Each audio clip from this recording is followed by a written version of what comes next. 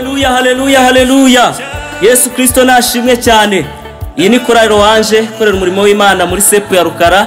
Tunejejwe no kubatumira mu giterane kivuga butumwa kizaba tariki ya 19 ukwezi kwa 11 uyu mwaka. Kizabera ku itorero rya ADEPR Paruwase ya Remera. Tuzaba turi kumwe n'amakorali akorera umurimo w'Imana kuri iryo torero harimo Amahoro Choir ndetse na La Fraternité Worship Team ikorera mu iteraniro rya International.